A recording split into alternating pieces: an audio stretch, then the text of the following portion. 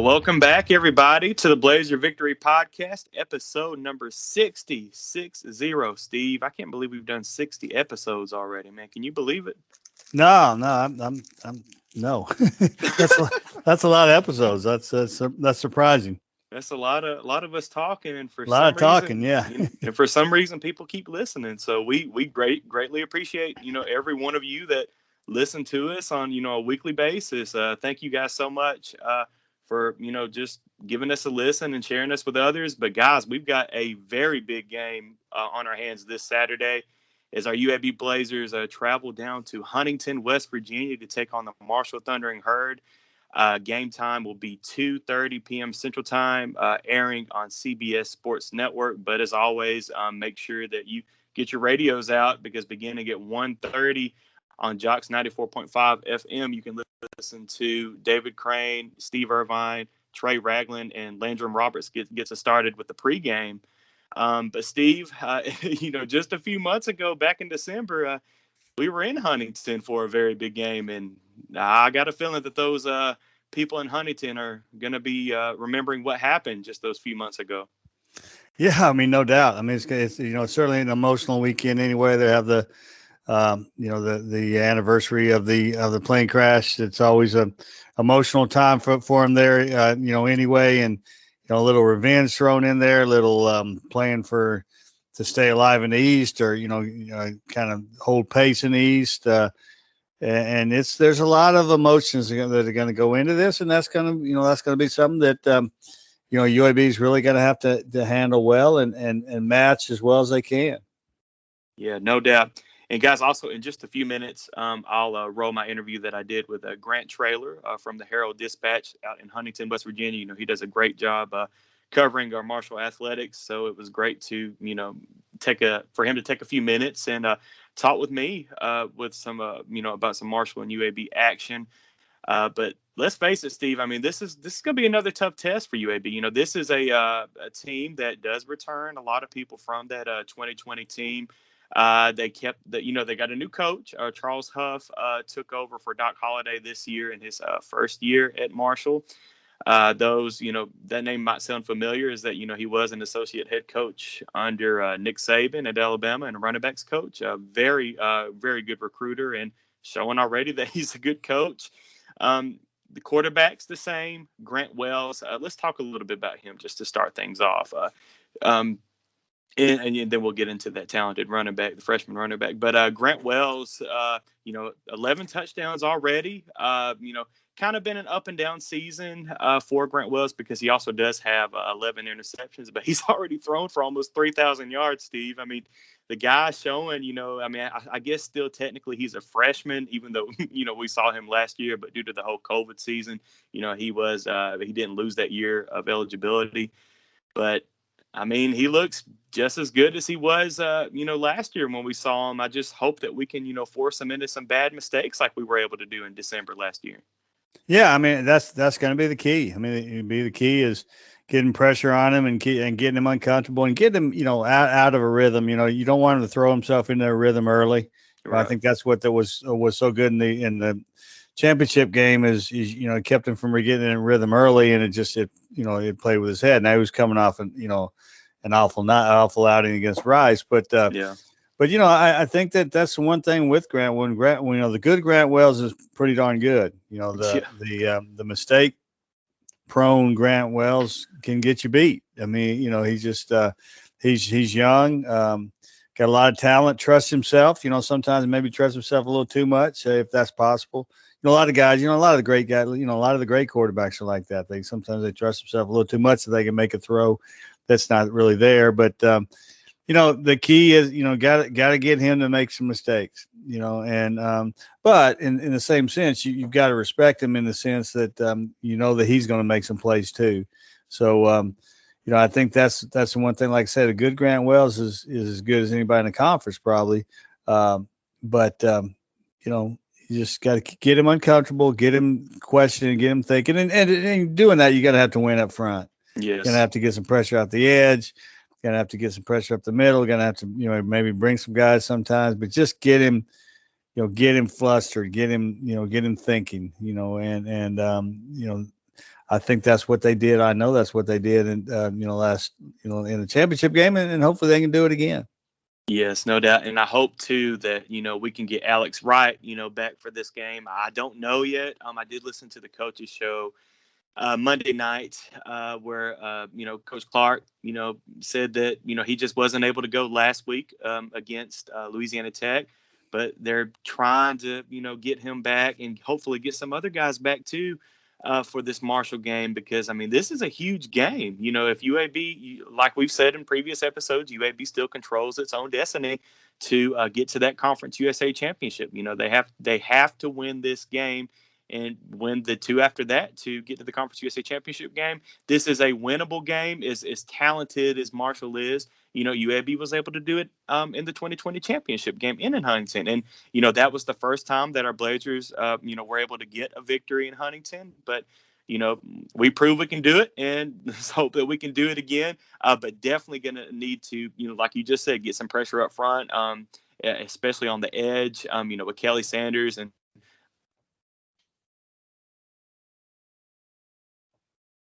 So I guess, let's look at those talented skill position players that Marshall has that Grant Wells, loves to go to.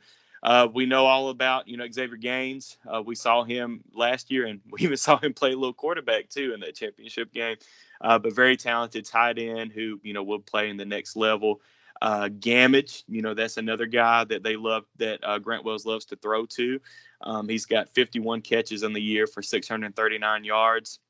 But look out for him, and also Willie Johnson. He's got 3 touchdown catches on the season for Marshall. But let's talk about that talented running back. Rasheen Ali, who has 17. This is not a typo. 17 rushing touchdowns. Also has, I believe he's got 1 receiving touchdown. Yeah, 1 receiving touchdown. So he accounted for 18 total touchdowns in the year, which if it doesn't lead the nation, it's got to be up there in the stats. But I thought, when we were getting them this year, I remember their talented running back, Steve, that they had last year, Brendan Knox, and I was like, well, maybe they'll fall off a little bit at the running back position. And my goodness, Rasheen Ali, this freshman, comes in, and he just looks, as explosive as Knox was last year when we had to face him. Yeah, he's phenomenal. There's no doubt, and I think they're even a little surprised. I knew they knew it was going to be good, but I don't think they knew it was going to be this good. But again, a key on Saturday is limiting what he does. If you can limit what he does, if you can take that away and make Grant Wells beat you and get after Grant Wells at the same time. I know those are big things to say, but that's exactly what they did last in the championship game. Yep. Took Brendan Knox just totally out of the game. Now, I think the play callers took him out of the game a little bit too. I don't think they committed to Brendan Knox as much as they should have. And, we'll see if they do that again Saturday. Same offensive coordinator. So, we'll see what happens. But if you can make them one-dimensional, and again, you went over. They've got some really dynamic playmakers on the outside, and Xavier Gaines, and they've got some really, really good receivers there. So, it's easier said than done to limit them, to shut them down, shut down the passing game, to say the passing game has to beat us, because it's, there's some guys, but if you can get them one-dimensional and take away that run game, that's going to be huge, and it conversely on the same side, if you can run the football. I think the team that runs the football, that establishes a run on Saturday, is going to be the one that wins this thing. I really do. I think there's going to be some big plays made in the passing game, but I do think that the team that can run the football best on Saturday, wins this game. Yeah, no doubt. I agree with that statement, Steve. And let's talk about that running game, or rush defense for Marshall, for that matter. They don't seem to be as stout as they were, at least statistically, compared to the 2020 Marshall Thundering Herd defense. They're still good, but the good thing for UAB is that they're giving up over 209 yards on the ground per game. So that's got to bode well for UAB and, Dwayne McBride, Jermaine Brown, and Lucius Stanley, especially coming off of the game that we just had against Louisiana Tech, right? Yeah, I think so. Obviously, but I do think they're better up. They're better defensive their defense is better defending the run than their stats show it. Sometimes stats lie a little bit, and hey, they struggle at times. But I'm telling you, they still got a lot of playmakers up there, and they still got some guys up front that are solid. So I don't always rely on. I mean, each game's different, and if they come to play and you don't play well and up front, then they can they can do it. I mean, they've got the ability to do it. They've got the talent. They just got to go out and do it. And hopefully they don't do it this week. Yeah. Hopefully I would love to see the same thing we saw last week. I would love to see, just pound and pound and pound.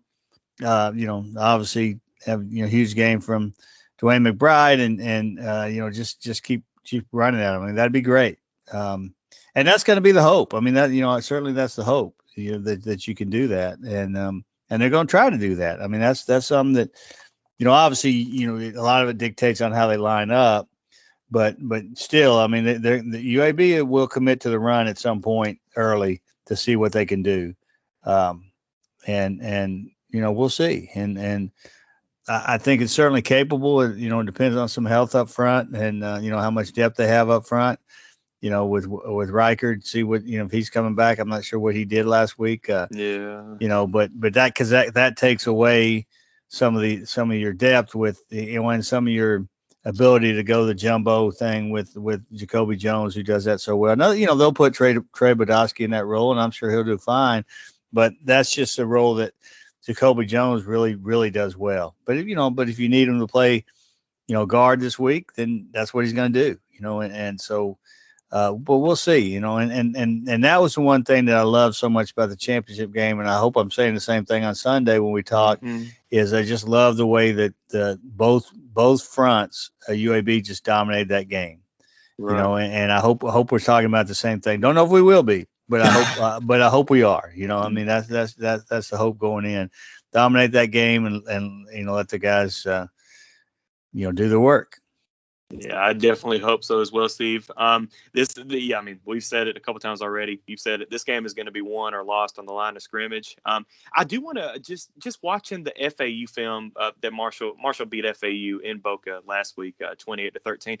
But I will say that the Marshall, they've got four guys that they play up front on the defensive line. They pretty much always have four guys up front there that are really good.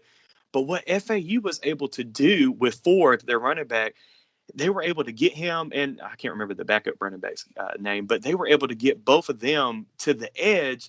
And every time that Ford was able to get to the edge, he was at least good for, 7-8 yards and occasionally busting a couple long runs outside the edge. Now, granted, he did have a fumble on one of those, but that was just something I was thinking that if we can get, obviously we're going to want to pound it with Dwayne McBride, and he's great, off of contact, getting a few more yards right after contact. But if we can get Jermaine Brown, with his speed and try to get him on the edge, I would think that, that's something that, Vincent and company's talking about trying to do this Saturday. Yeah, I mean, I think so. I mean, I think last year in the championship game beat them a lot without, with the outside zone, blocking stuff. And I think that's what, certainly going to be the plan coming in. And not only Jermaine Brown, Dwayne McBride could get that edge. I mean, he especially in the outside zone blocking, and so I think you're going to see a lot of that. That they haven't run the outside zone quite as much as they did last year. That they really committed to it last year.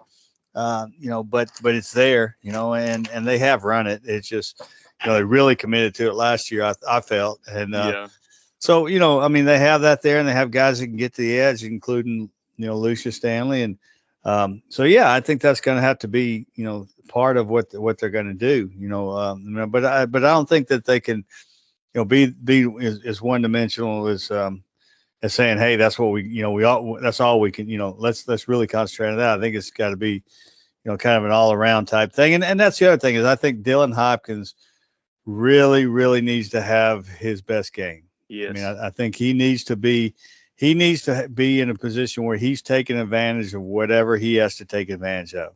And if that means, hitting some deep balls that he hasn't been hitting, he's got to do it. If that means, hitting an open receiver and not overthrowing him, he's got to do it. If that means throwing the ball away, feeling the pressure, feeling that internal clock and getting rid of the ball and not taking an 8-yard sack. He's got to do that. I mean, that's something he really struggled, especially last week. Mm-hmm. I mean, he's got to have a better sense of, we got to live to play another down, instead of just trying to sit back there and hopefully somebody comes open. Then you're sacked for, like I say, an 8-yard loss and you're behind the chains and you're in trouble. So, I think he's got to really be sharp, and he's got to help, in the running game too, which he's capable of. He's capable of doing both those things. He's capable of being very sharp. What I like is his experience now.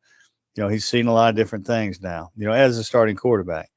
Now, this is a little different of probably anything he's seen as a starter, really. I mean, is, coming into an atmosphere like he's going to have to come into because, they don't sell out every week, but I bet they sell out this week, or are pretty darn close to it. And, and you're going to have, cold weather. You're going to have rainy weather. It looks like, at least at some point, so there's a lot going against you right here. And, it really needs to be sharp, and the receivers really need to find a way to get open and they got to catch the football. They can't have any, key drops.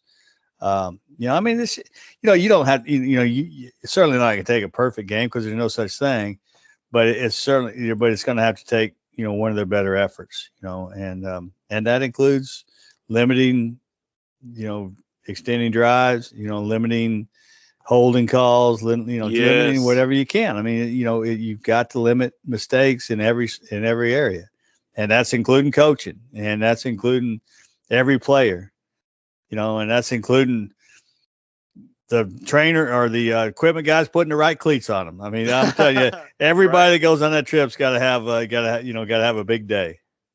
Yes, no doubt. I mean, it's really a championship game because, like I mentioned earlier, UAB has to have this game to stay in contention for that, West Crown. Well, it's a playoff game. There you go. There's a difference between a championship game and a playoff game. It's a playoff. It's the second round of the playoffs. There you go. Basically is what it comes down to because you got to win all four. And so, second round of the playoffs and, the next two are going to be on the road. So, you got to, you got to find ways to win, and I'm confident. I mean, I think Marshall's a very good team. I think it's going to be, like I said, it's going to be a lot of emotional stuff there. It's not going to be an easy game to win for by any stretch. No. But I'm confident in this group. I think that they're a confident group. They're a group that's been plenty of times have been in situations where people didn't give them a chance, and found a way to win. And so I kind of think that that's sort of what your mindset is going into this one. People don't give us a chance. Now health is going to be, a factor. I mean, there's guys that you really need back. Alex Wright is one of them, but there's a handful of guys that, are right there in the doorstep of getting back that you really need back, and it's a shame you don't have a few others, but, it is what it is. You just got to go play. But that's gonna be a factor. But you can't worry about it. The guys that play are gonna have to play, and I think they will. I mean, again, I feel good. About where they're at right now. We'll just see what happens on Saturday. No doubt, man. Well, guys, like I said, game's going to be at 2:30, but make sure you get your radios out at 1:30 to listen to pregame. And of course, the game will be aired on CBS Sports Network. If you guys are not making the trip up to Huntington, West Virginia, if you are, be safe travels and stay safe. And without further ado, I will go ahead and roll my interview that I have with Grant Traylor. And also, we'll be back a couple of days after the game to give you guys our recap episode of what happens down in Huntington. But as always, go Blazers. Well, welcome back, everybody, to the Blazer Victory Podcast, where I am pleased to be joined by Grant Traylor, who's the sports editor of the Herald-Dispatch. Grant, how are we doing this evening, buddy? Doing terrific. An exciting week all around, basketball season starting, but most importantly, football season, and obviously a very exciting matchup pitting the two representatives of the divisions in Conference USA from last season. It should be a great one in Huntington this week. Yeah, no doubt. And I mean, I know we, just played to the 2020 Conference USA Championship game, but hey, man, we might meet up again on December 3rd. Who's to say? But definitely a very pivotal East versus West game for both schools this Saturday afternoon in Huntington, West Virginia. And I know, you were telling me before we started recording that, Blazer fans, if you're making the trip up to Huntington, definitely, if you're staying Saturday night after the game, check out the fountain ceremony. Sunday, I believe, Grant, you were telling me it was at 2 o'clock Yes. local time. You want to tell Blazer fans very quickly about what's going on there? Yeah. For a short version of it, every season, every year on November 14th, Marshall University turns off the memorial fountain. There's a fountain in the middle of campus that has 75 rungs that shoot water into the fountain, one representing each life lost in the 1970 Marshall plane crash. And every year there's a ceremony that goes with it. They turn off the fountain. They lay roses on the fountain. Marshall's football team is involved with it. A very, very special ceremony, and one that the entire Huntington community takes part in. So if Blazer fans are coming up from Birmingham, obviously a very unique aspect to the 75 game, and it's a different atmosphere this weekend, as UAB fans will surely note. But definitely a unique experience for them, one that is not seen anywhere else in college football. So definitely take that time. It might delay you getting home an hour or two from your noon checkout times or whatever, but I promise you it'd be well worth it, and a memory that would tie you with Marshall's program forever as well. Yeah, definitely recommend Blazer fans making the trip up to Huntington. If you're staying Saturday night, Sunday, take a few minutes and go over to the fountain ceremony, check it out. But guys, Grant does a great job. Like I said earlier, he's a sports editor for the Herald-Dispatch. He does a great job just covering Marshall athletics. Definitely give him a follow on Twitter at Grant Traylor. But Grant, we just mentioned we've got a huge game this Saturday in Huntington. Just off the top, what? We've got a new coach, Charles Huff, takes over for Doc Holliday.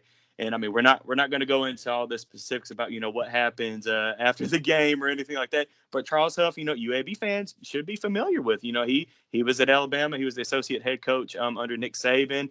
Did a great job, a hell of a recruiter that, you guys already know, and already you're seeing that as he's recruiting very well for Marshall. But what can we expect different out of this 2021 Marshall squad than what we saw in December of last year in Huntington? Well, I think there's a few things that really stand out. One, you'll notice the energy of the coaching staff.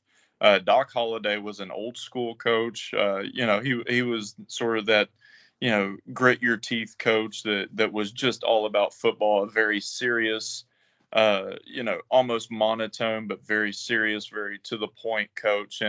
And he was very successful also as a recruiter. His team saw success because of the talent he was able to lure to Huntington. Now you come back with Charles Huff, who's, 20 to 25 years younger than Doc Holliday. He brings a different energy, sort of a flair to Marshall University, and it sort of has rejuvenated the town, rejuvenated the community within the last few months after he arrived in January. And I think you're starting to see that with his football team too, because early on in the season, they had a ton of energy. They use a high tempo scheme, so the pace is going to be a lot quicker than what UAB saw last year whenever, Grant Wells was struggling at quarterback and Marshall was trying to protect him a little bit by slowing things down with its rushing attack. You're not going to see much this year. It's going to be high octane. They're going to use tempo to try and get the UAB defense sort of out of sorts and sort of chasing the play. So those are the two main things you're going to see. Another real key that's going to be different is the use of motion within Marshall's offense. They have the same offensive coordinator as last year in Tim Cramsey, but they've incorporated more motion. That sort of gets the defense gets their eyes shifting, gets them in the wrong place, and then Marshall tries to, hit in the gaps where the motion might take out. So it's going to be interesting to see how UAB's defense, even though the personnel is going to look the same and the scheme is coming from the same guys, not necessarily the same offense that UAB faced in 2020. Right. Well, you mentioned him, Grant Wells. I'm very curious because, looking at his stats and just off the couple games that I've watched, the FAU game, the App game, a couple others. He just really seems to be kind of inconsistent. Now, obviously, he's still a freshman, and we all know he was a freshman last year, but everybody gets the COVID year. What can you tell us about Grant Wells' play, I guess, so far this 2021 season? Because, looking at the stats, 11 TDs, 11 interceptions, it's kind of either he's on or he's not. But is there something more to that, or what would you say? I would just say that Grant Wells is the ultimate gunslinger, and that's one of the things. When Charles Huff came in, he was putting the ball in Grant Wells' hands. He made that definitive from the start. As soon as spring practice was over, he said that, Grant Wells is my guy. He runs things at the tempo we want. We'll live with his mistakes, but he allows him the freedom. And Grant Wells has a very, very strong arm. Sometimes he trusts that arm too much, which is into trouble in the red zone, which is where you've seen a lot of those interceptions happen. But at the same time, he's a guy that can make plays. He's starting to let the game slow down for him, which has been crucial over the last few weeks. I think early on with the new motions and with the tempo, he got going so quick, especially once things started to break down, against East Carolina, against App State, that it sort of led into that Middle Tennessee loss that was just egregious and played in a rainstorm, but weather not being an excuse at all. But at the same time, the decision-making wasn't there. The playmaking wasn't there. And the two losses that preceded it sort of crept into his confidence. And obviously, from a mental side, this week is going to be huge for him as well because, last year he didn't complete a pass in the first half against the UAB defense that basically didn't allow anything over the top and made him try to make decisions and be patient, which obviously was not to his liking. So, it's going to be there's a lot of little battles within the battle this week for both sides, both teams. And I think that it's going to be really interesting to see everything play out on the field on Saturday afternoon.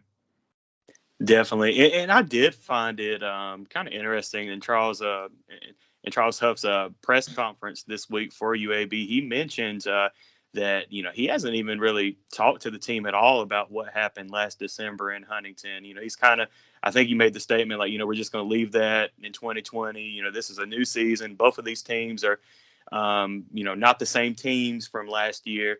But I felt that UAB kind of caught Grant Wells at a really good time, coming off of that game against Rice where he struggled mightily throwing all those picks.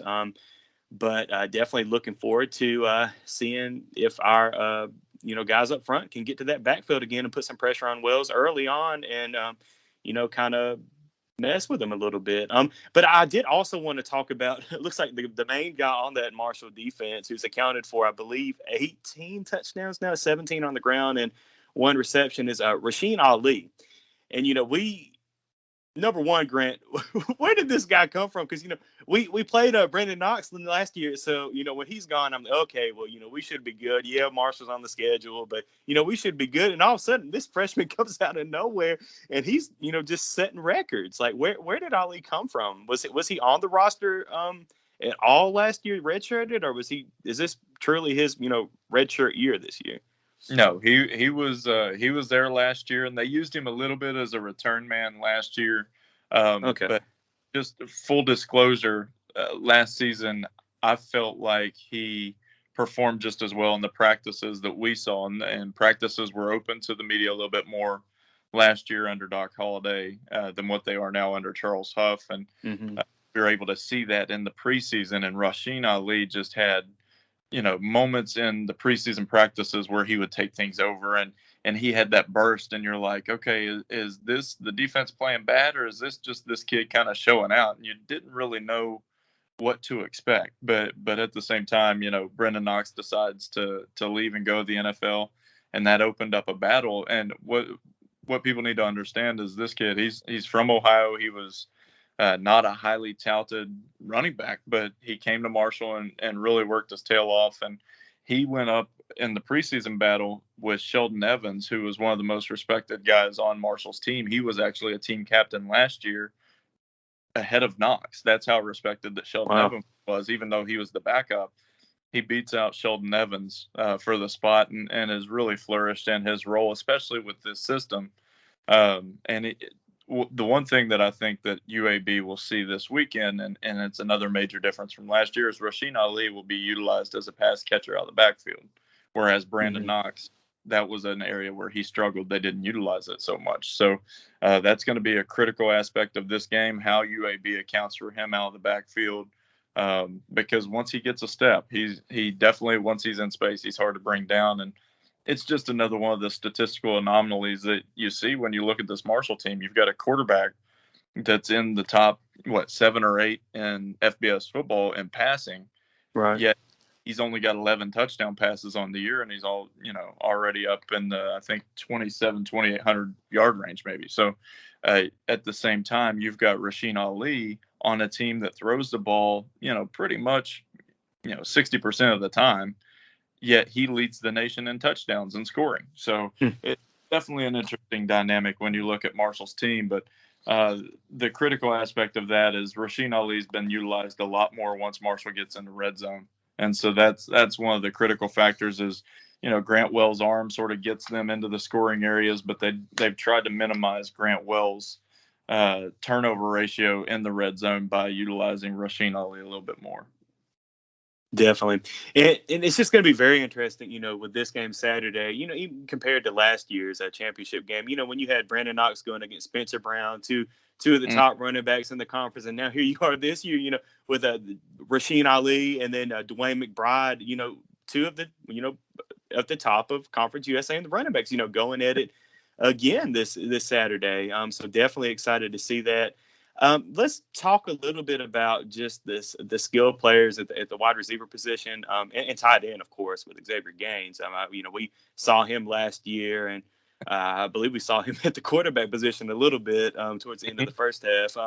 But talk a little bit about, I guess, in particular, Cory Gammage and Willie Johnson. And I guess Willie Johnson in the return game. My God, starting off that FAU game, returning the opening kickoff 99 yards.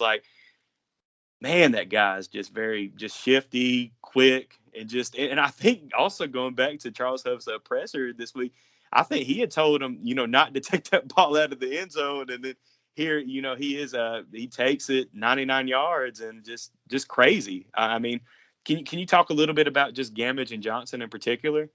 Yeah, Cory Gammage is a guy that's a matchup nightmare. When you think of his size, the first player I think of is Anquan Bolton. Anquan Bolton was just a massive, and he was a little bit smaller.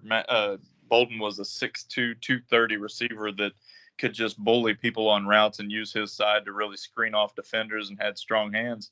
And that's what you're getting with Cory Gammage, too. He's about 6'3". There was one point that he was up to 245, and they made him lose weight because he came in a little bit out of shape. That was last season. He did a lot job with Coach Huff in this offseason, getting with Ben Ashford, who's Marshall's strength and conditioning coach, and Coach BA really put it to him, and he came in about 228 and just really is starting to turn a corner as a very good receiver and a matchup nightmare on the outside because, like I said, I mean, you can't coach 6'4", 228. It's just impossible. So he is going to be a focal point of this game. He's got to be able to make some catches, some possession type catches, help out Grant Wells because, one thing that everybody points to Grant Wells last season going 0 for 10 in the first half against, but not a lot of people point out that 4 of those were drops by the wide receivers. It wasn't the warmest night in Huntington. It was a little bit wet. It didn't, that's one thing that I think that people really failed. And I think the game started with an out route out of the backfield and Gaines dropped it, which wasn't like him either. So Marshall's receivers have to do a good job against a very talented secondary of helping Grant Wells out. Obviously, Cory Gammage is at the center of that. And Willie Johnson has been a big playmaker for 2 years now. Last year, in terms of touches and yardage per touch, he led the herd. I think he was up in the 22 to 23 yard range, and they utilized him a lot more on jet sweeps and end arounds and things like that, getting the defense to over pursue and then running a reverse with him, and he'd take off. No, you mentioned the opening kickoff for a touchdown. That was actually receiver Jaden Harrison, who's actually step into his role too. And you're correct. Huff basically told us on Tuesday, that wasn't supposed to be brought out. They wanted to sort of do the fair catch, see how FAU's alignments were on their kickoff return so that they could use that knowledge for the next return. And Harrison takes it 99 yards and gets some blocks. So definitely special teams is going to be huge this week. Marshall's utilized it to its advantage the last couple of weeks, and that's really started to turn the corner. No, Willie Johnson did have a huge punt return, and the punt return game has been big the last 2 weeks for Marshall as well. So the return games are going to be critical. UAB is going to have to do a good job of coverage in that regard. And obviously Marshall, wants to use that to flip the field and help themselves out, which, is essentially the field position game has been crucial during this 4-game streak for the Herd. Going to the App State game, was Johnson involved in the fake reverse, or was that Harrison? Oh, the fake reverse. Let me see. trying to think of which. That sounds like it would be a Willie Johnson play. I'm not quite remembering which one, but normally whenever there's some deviation or some plays, Harrison hasn't exactly seen the field as much as a receiver. He's been used more or less as a special teams threat. So I would say it was Willie Johnson on that. Got you. Now going real quick back to Gammage, is it surprising that he doesn't have a touchdown reception yet? Or I guess does that go back to what you were saying earlier, like Grant Wells and the receivers getting the Herd into the red zone on offense, but when they get into the red zone, it's more just ground and pound with Ali? Or yeah, it's kind of a weird scenario, really. You look at it, and Gammage last year, I think against Middle Tennessee, he had 2 touchdown catches, and Wells went for 5 touchdowns on that day and was named National Player of the Week. And that's when Wells and Gammage really started to make the connection, and everybody was like, yeah, when they get in an intermediate situation, they can throw the fade up to Gammage. But it was funny. The tone was kind of set the first game of the year. Against Navy, Marshall had receivers tackled inside the 5-yard line on deep balls 4 different times. And for whatever reason, like Wells even joked around about it that, for whatever reason, they're not getting in the end zone. That seemed to happen pretty frequently, but they've been able to manage the deep ball and get inside the 10-yard line, which has set up that red zone offense to run with Ali, or, Wells has kept a few on fakes too to get into the end zone. So it'll be interesting to see if they can sort of get off that schneid and really get into the end zone, get a deep ball touchdown pass, because they've had plenty of deep passes this year, but very few have gone for touchdowns. Yeah, that's definitely going to be something to look for. Who can hit the big play. And go back to last year's game, UAB was able to hit a couple of those big plays to Trace Shropshire to end up getting the victory in Huntington. So definitely something to watch for again this Saturday. Now, Grant, just looking at the defense, it's not a bad defense, but it doesn't seem to be, at least statistically, as dominant as that defense of last year, of the 2020 season. Like I said, the stats aren't horrible, but it's almost like, would you say that this year's defense is like almost a bend but don't break? Like, just they'll give up some yardage, but when the opposing offense gets into their red zone, they kind of buckle down and try to force a lot of field goals. Yeah, and that's another shift in variation, is the fact that Marshall is gonna really bring it as far as pressure. They're much more blitz heavy than what they were in 2020. Last year was more base defense and sticking to the script and using the defensive front 7 to really stuff the run. Now, because of the tempo on offense and because of the aggressive nature, they keep that on the defensive side of the football as well. And they will bring pressure. It will open up some gaps. There'll be some big plays had at times, but at the same time, the run defense is going to be critical on Saturday. Obviously, Marshall has given up a lot of gash plays this year on the run in the run game. And I actually wrote about that for tomorrow's paper. You look at Dwayne McBride's 4 touchdowns last week, 20, 29, 19, and 37, I think, just right off the top of my head, something right around that. So It's one of those deals where Marshall is going to have to make sure to wrap up. They can't whiff on tackles. They can't get in one-on-one scenarios with McBride because he's such a strong runner. He'll just run through the tackle. And Marshall saw that a little bit against FAU before settling down in the second half and really swarming to the football well. But the interesting thing about Marshall's run defense is when you take out those chunk plays, they're getting hit for 20 and 30-yard runs normally 3 to 4 times a game. But whenever you take out those 3 to 4 plays in which somebody wasn't gap sound or somebody missed a tackle, the rest of the plays, Marshall is basically averaging 2.8 to 3.2, give or take, each game whenever they really lock in. So they are stopping the ball. The stats are a little bit deceiving in that regard as far as, on paper it'll look like they've given up 200 yards rushing in 6 of 9 games. Yeah. But a lot of that's been the chunk play. So from a statistical perspective, 80% of the time Marshall's doing a good job against the run. It's just those, 5 or 6 plays a game in which they're giving up big runs. But against a team as sound as UAB, you give up 5 or 6 plays like that, McBride will take it to the house, and you're staring at, a 3-touchdown deficit before you even blink. So that's going to be one of the key factors of this weekend's game. Definitely. And looking at that front on that defensive unit for Marshall, especially that front four for Marshall, they've been very dominant, up front this year. They've been able to get to opposing quarterbacks as well, put pressure on them. Grant, can you tell us just a couple guys for UAB fans to look out for on the defensive side of the ball for Marshall this Saturday? Well, a couple of guys that UAB fans will be able to note pretty quickly. One is defensive end Kobe Cumberlander, high energy guy, coming out of high school, was a highly touted guy at Michigan State commit at one point, and ended up coming to Marshall and has really been a leader among that defense.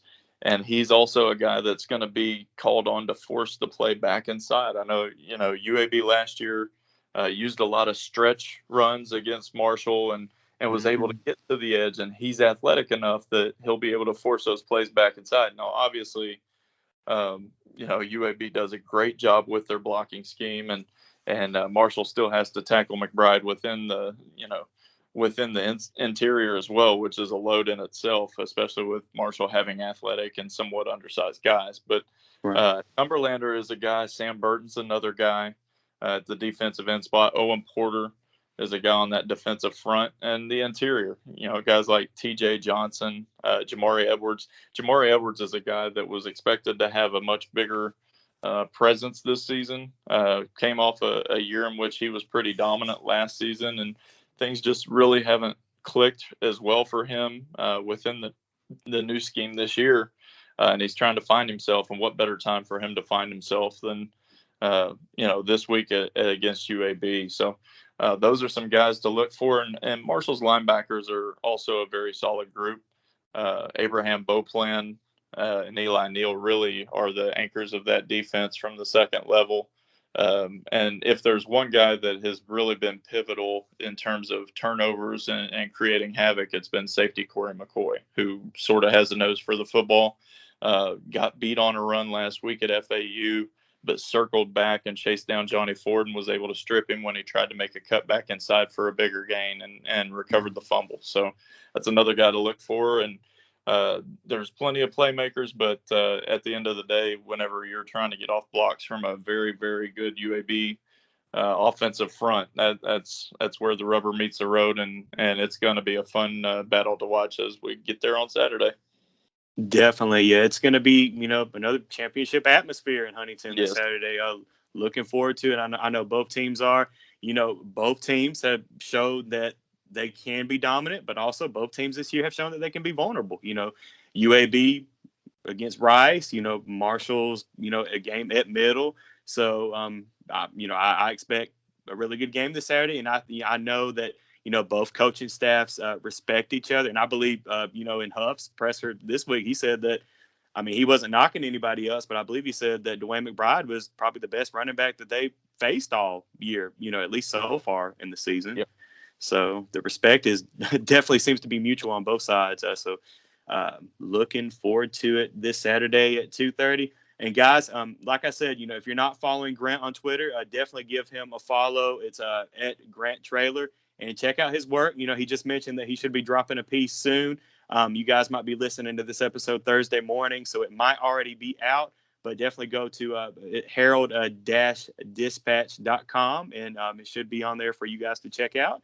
Or I'm sure Grant's going to post it, on his Twitter account, and we'll retweet that as well from our account. So be on the lookout for that. But Grant, thank you, man, so much for taking some time out this evening to talk with me. Well, thank you very much. And everybody be safe getting up to Huntington. Enjoy the game this weekend. Definitely. And guys, Steve and I will be back just a couple days following the Marshall game to give you guys a reaction episode to the UAB Marshall game. But as always, guys, stay safe and go Blazers.